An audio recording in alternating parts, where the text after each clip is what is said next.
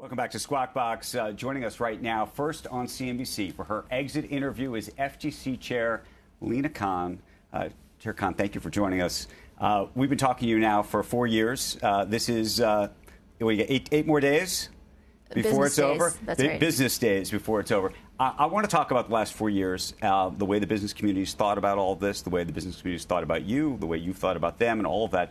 But I want to start, before we even get to sort of looking back on this last 4 years. I don't know if you just saw the news that came out this morning from Facebook's, from Meta, around community notes. They're going to effectively get rid of their policing, if you will, of content on their own. And they're going to move parts of their team to Texas from California. There's a whole sort of move afoot. Also, just yesterday, Dana White joined the board of Meta.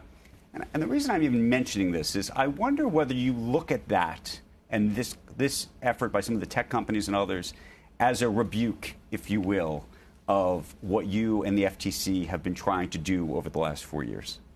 Well, Andrew, it's so great to be here with you.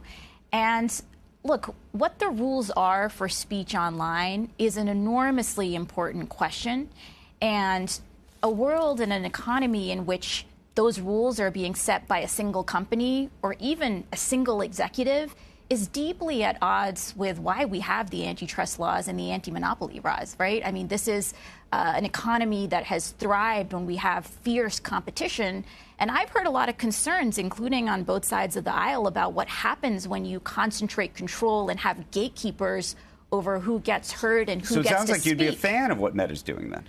Well, look, I think we should have an economy where the decisions of a single company or a single executive are not having extraordinary impact on speech online. And I know that's a concern that we hear bipartisan members of Congress talk about, and so it'll be interesting to see what happens. We, of course, have litigation ongoing. There's going to be a trial starting this spring, FTC versus Facebook, alleging that their prior acquisitions were illegal.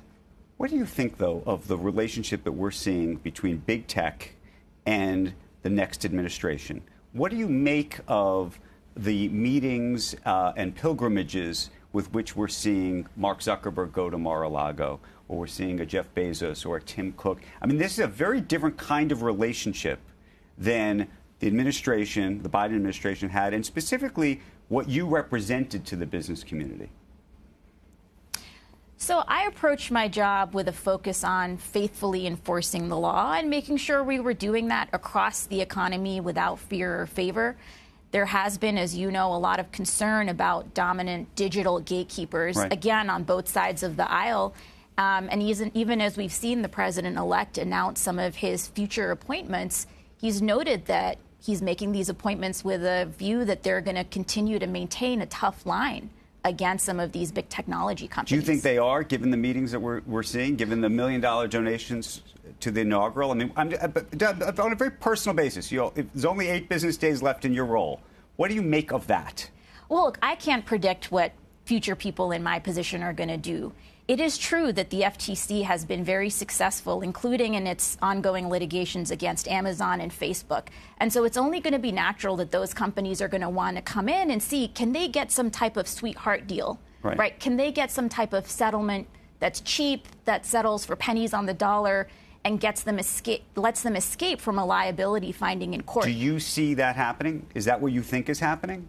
I hope it won't. But again, I can't predict that. And we are set to go to trial against Facebook this spring, against Amazon in fall of 2026. Of course, they would want a sweetheart deal, and I hope future enforcers wouldn't give them that. You mentioned Amazon. That's a company that just made a documentary deal with Melania Trump. What do you make of that? Well, look, I think in general, our economy, including our tech sector, has done best when we've had open, competitive markets. Right, we have an economy that has traditionally shunned the centralization approach that other countries have taken.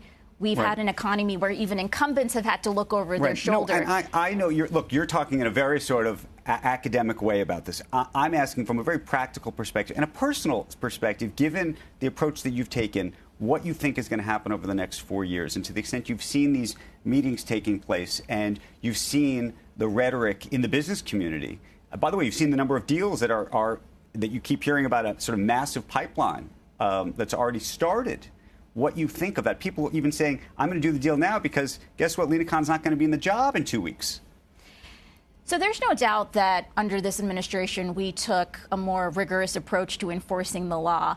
And we've been vindicated in court time after time, right? I mean, just a little over a year ago, we introduced new merger guidelines. We've now had over a dozen courts cite those guidelines as persuasive authority. There used to be a view that even blatantly illegal deals, for example, could be cured by a divestiture of a hodgepodge of assets, even if that wouldn't create a competitor. Right. We rejected that view, including in the Kroger-Albertsons deal. The court vindicated us. There used to be a view that vertical mergers were presumptively legal or benign. We've successfully blocked close to a dozen vertical deals. We've had courts vindicate us on going after serial acquisitions, private equity roll-ups, right, including in healthcare markets. So look, is there a risk that there would be a backsliding? Of course. But now that the courts have so resoundingly vindicated our approach, we know that if there is a reversion, that's going to be in contravention of the law, not because of it. Let me ask you this, though. One place where you haven't been vindicated is this issue around non-competes. This idea that the non-compete has been effectively, this Texas court is fighting it, right? Do you think that that was overly broad? Do you look back and say, I wish I had done that differently? So the non-compete rule we finalized last year after 25,000 comments from people across the country sharing, as you know, right, these provisions are now used for fast food workers, security guards, janitors. Ultimately, we got sued in 3 different courts. Each of those courts came out a slightly different place. So the Eastern District of Pennsylvania said preliminarily, right, the rule is lawful. The District Court of Florida said the FTC does have substantive rulemaking authority. You're right that the Texas judge has put the rule on hold, and we are now appealing that. I think we're right on the law. I think we have a duty to the American people to eliminate non-competes if we think they're right, violating the law. And thousands of non-competes have already been dropped for workers right, because of the FTC's efforts.